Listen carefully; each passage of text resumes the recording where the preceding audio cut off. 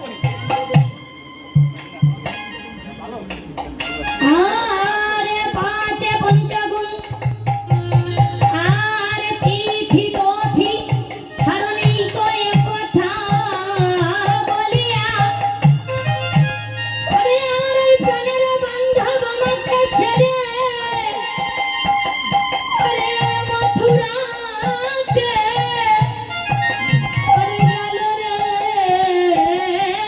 চলে।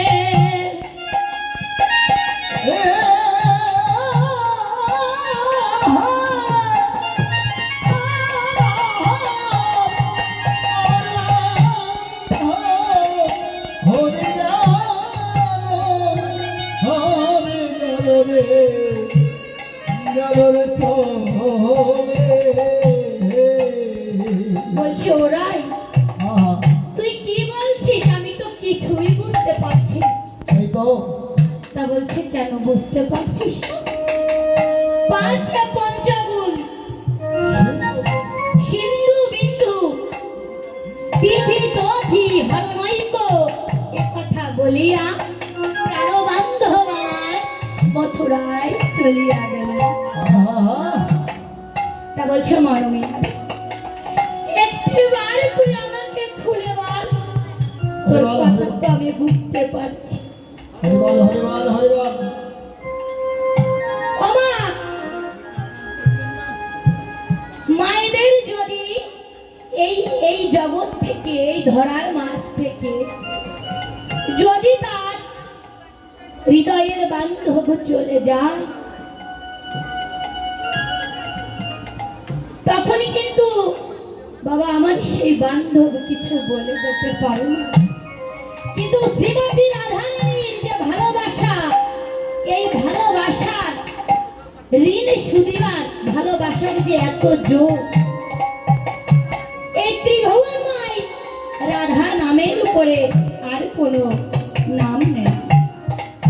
শ্রীকৃষ্ণ আমার রাধা নামে দীক্ষিত ছিল, তাই আমার শ্রীমতী রাধারানীকে বলে গিয়েছিলেন পাঁচে পঞ্চগুণ, অর্থাৎ পাঁচকে পাঁচ দ্বারা গুণ করিলে 25 হয়। হরিবল হরিবল। আর সিন্ধু বিন্দু সাথে বিন্দু দিলে কত হয় না? 70। আর এই 70 থেকে 25 যোগ করিলে 95 হয়। আর আমাদের মায়েদের তিথি 15 তিথি, এই তিথি বিয়োগ করিলে কত থাকে মা? থাকে 80। হরিবল হরিবল। তাই আমার প্রাণবধূ কি বলে গেলেন? বলল 80 বলে বধূ গেল রে চলে। 80 বলে বধূ গেল রে চলে। 80 বলে বধূ গেল রে চলে। 80 বলে বধূ গেল রে চলে। 80 বলে বধূ গেল রে চলে। 80 বলে বধূ গেল রে চলে। তো ফিরে এলো না রে। 80 বলে বধূ গেল রে চলে।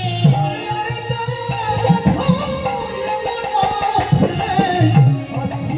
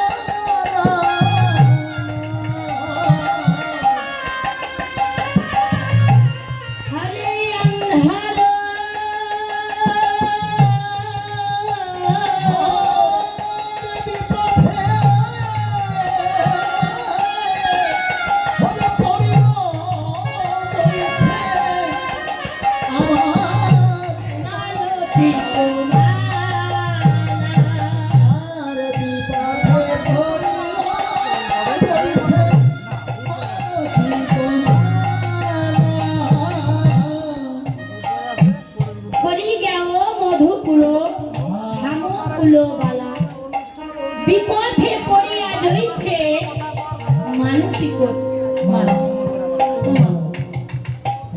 দেখবেন এই মধুময় বৃন্দাবনের মাঝে বা এই জাগতিক জগতের মাঝে অনেক ফুলই কিন্তু ফুটে থাকে, নাম না জানা অনেক ফুল। তবে এমন কোন ফুল যদি গহীন বনের মাঝে ফুটে থাকে, যদি কোনো ভক্তের দর্শনে যদি না মেলে বাবা, সেই ফুল প্রতিদিন প্রভাতকালে পুষ্পকিত ভাবে ফোটে, আর সন্ধ্যায় সূর্য যখন অস্তাচলে চলে তখন সেই মালতী চাপা ফুল ঝরে পড়ে যায়। তদুপরি আমাদের এই জীবন সেই মালতী চাপার মতো বাবা, যদি কৃষ্ণ শিবাই যদি এই দেহ না লাগে, ওই মালতী চাপার মতো এসেছি ভাবে এমনিতেই ঝরে পড়ে যাবে। তাই পদকর্তা বলেছে, আমার তেমনি দশা তেমনি দশায়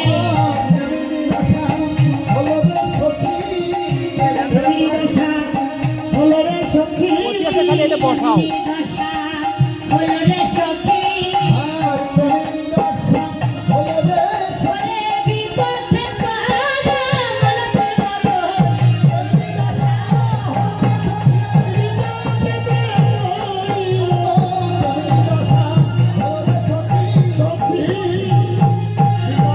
মালতী বাবু,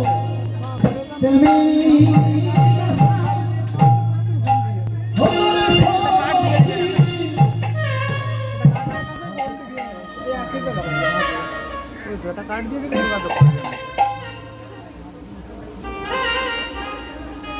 মায়েরা তো কিছু বলবে না না না মায়েদের মনে হচ্ছে বাড়ি মনে হচ্ছে নিকটে যেতে দেরি লাগবে না, আমি আমাদের বলছি। বাড়ি কিন্তু অনেক দূর মা। যদি আমরা সংক্ষেপেই ছেড়ে দেই তাহলে অনেক দূরের পর্যন্ত যেতে পারবো। আপনারা কি আমাকে চেনেন? কেউ চেনেন না? আমার বাড়ি অদূরে। হরি বল মায়েরা যাচ্ছে না কেন? তার মা আমার সময় সংকেত এসে গেছে, আমি যতই যত অতি সংক্ষেপে আমি লীলা সমাপ্ত করবো। কিন্তু মা এসেছি যখন আমরা এই মধুময় মধুর বৃন্দাবনে, হয়তো আর কোনোদিন সেই মধুময় মধুর বৃন্দাবনে যেতে পারবো কিনা সেটা বলতে পারবো না মা। কিন্তু এই দেহখানা হলো আমার পবিত্রময়। যদি মনে কৃষ্ণ ভক্তি থাকে বাবা, তাহলে ওই বনমাঝে থেকেও গোবিন্দকে দর্শন করলে, গোবিন্দকে ভক্তি করে ডাকলে ভগবান কিন্তু ভক্তের ডাকা সাড়া দেবে। আমাদের এখন এই কার্তিক মাস আমাদের দমাদার মাস মা চলছে। তবে একটা কথা বললে নয় ও মা, ভগবান কি যারা পাপী তাকে ভালোবাসেন না বাবা? ভালোবাসেন না? সকলকেই ভালোবাসেন। আমরা অনেকে দেখবেন শিবাই মাছ মাংস এগুলো আমরা সেবা করে থাকি, কিন্তু বাবা মা এগুলো সেবা করলে কোনো অপরাধ নাই। ভগবান আমার বলে নাই যে তুমি মাছ মাংস শ্রবণ সেবা করো তোমাকে আমি দর্শন দেব না, এ কথা বলে নাই। অন্তরে প্রেম ভক্তি ভালোবাসা আছে কিনা সেটাই বড় কথা বাবা। আমার দুর্যোধনের দিন কৃষ্ণকে হরে কৃষ্ণ বাবা একটু টান দিলে আর একটু পেট থেকে একটু বেরিয়ে আসে, না বললে মা ভালো লাগে না, একটু বলি। কৃষ্ণকে নিমন্ত্রণ করেছিলেন কে বাবা? দুর্যোধন। রাজ ঐশ্বর্যে সাজিয়ে স্বর্ণ থালায় দধি দুগ্ধ ঘৃত আরো অনেক কিছু আমার গোবিন্দকে সেবা দেবার জন্য এনেছিলেন। কিন্তু কৃষ্ণ আমার এক পা দুই পা করে আমার প্রাসাদের মাঝখানে গিয়ে